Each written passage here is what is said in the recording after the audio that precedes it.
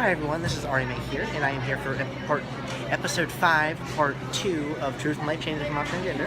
Here with Stormi again. Hello. We're going to continue asking each other questions. Already, I'm going to start asking her some questions now.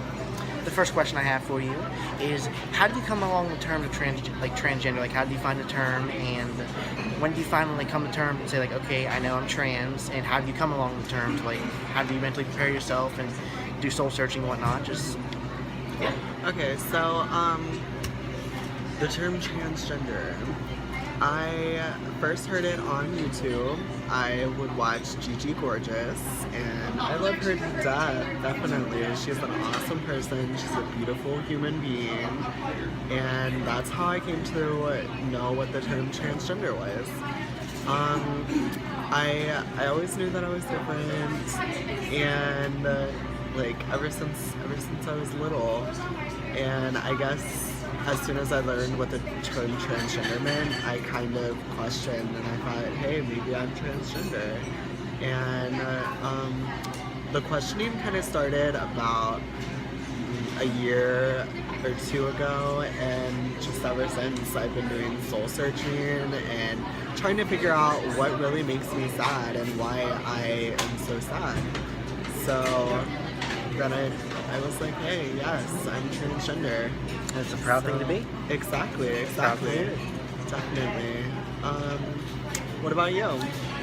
Well, I came along the terms of transgender. Like, I had heard the term floating around like all my teenage years. I heard the term transgender, but I didn't really know what it meant and didn't really look into it too much. Because I didn't really have any friends in the LGBT community at the time. Right. But then, like, as I got older, I started getting more friends in the LGBT community, and then in summer of 2014, I started like really confiding in a few people to be like, hey, I feel trapped, like what do I do here? And a few people threw the term transgender at me, and I was like, well, what is that? So did some looking up on Google and YouTube. That's when I found Princess Jules, and I started following her, watching her videos, and there's a reason she's my biggest inspiration. I started watching her videos and then soul searching for a few months and really thinking like, okay, I know the meaning of this term, I gotta find myself. And by October, I had found myself, and I was like, okay, I can 100% say I'm trans. Right. That's good. And the questioning started probably, I questioned myself my whole life, but like I really started questioning myself in like 2013, 2014, just like, okay, need to really find myself, and I did in October. That was when I found myself that year. Okay. How do you feel about the whole transgender movement in media and how it's affecting people now? Do you think it's affecting people? Do you think more people are coming out now? I think a lot more people are coming out now.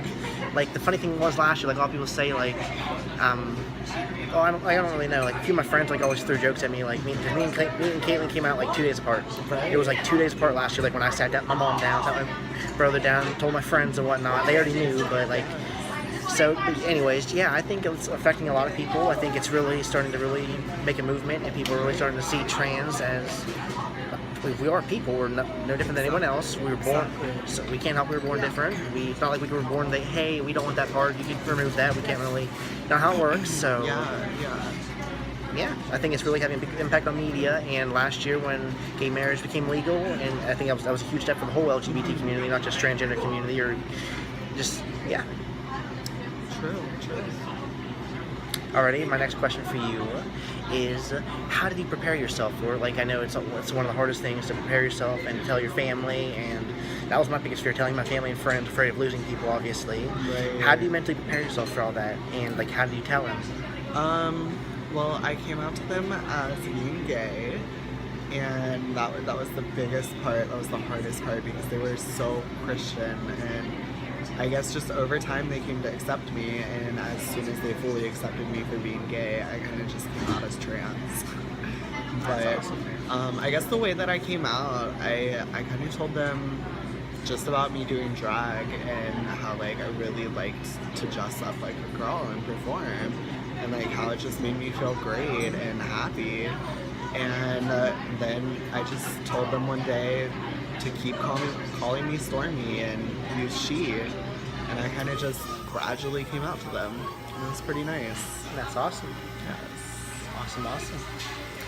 And how I was able to come out was my mom and them, they stumbled along some pictures. Like when I confided in some people, they sent pictures to a few of my friends who my friend told his mom, and then his mom told my mom and brother, like showed them some pictures and told them, and like I had been told that they knew, but like I didn't want to like accept the fact that they knew. I didn't want to know that they knew until like I was ready for them to know, if that makes sense. Right. So, but then I sat my mom down on Easter last year, and I sat her down, and so I was like, hey, I gotta tell you something, and I told her, and she looked at me, she's like, I know, and my mouth kind of dropped, like, whoa, what? And then she just told me everything, and then over the last year, I've just been telling gradually more people. Awesome.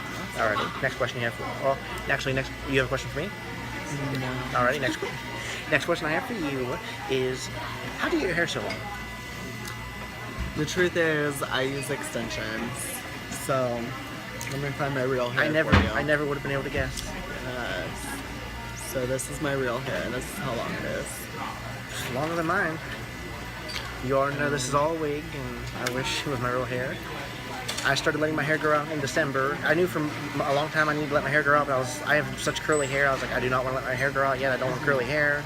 So I just was kind of just like, okay, well, in December I was like, okay, I can't cut my hair anymore, I need to let it grow out. It's getting pretty long, but it's not long enough yet to do anything with, so I can't even run a straightener through it, so. Still stuck with the wig, but the wig looks good on me, I like the dark hair, so. Yes. Honestly, would you be able to tell this was a wig when you saw me last Thursday for the first time? No. Awesome. No. Okay, so when you saw me last Thursday, would you have been able to guess that I was trans? Like, seeing me come back and say interviewing you, meeting somebody new? I mean, I knew because I actually talked to another drag queen at the bar, and we were talking about you because he works with you. Okay, Desiree. Yeah, Desiree. I work with, yeah. with her Red Lobster. Okay, Yeah. okay, awesome. Yeah, so that's how I knew, but I don't know if I would have been able to tell. Seeing you, honestly, I would have had no idea. I would like, 'cause I knew it was Thursday. I knew like anybody could come out. So I thought you would have a normal girl, or just would have come out and dance at the clubs. Yes. Alrighty. Any other questions you have for me? Not that I can think of. Alrighty. Well.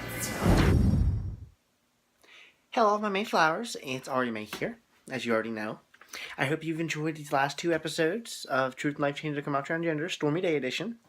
We were going to try to keep this into one or two parts, but we had a second part for this episode that we recorded, but it's too long, so we're I'm going to make it into part 3.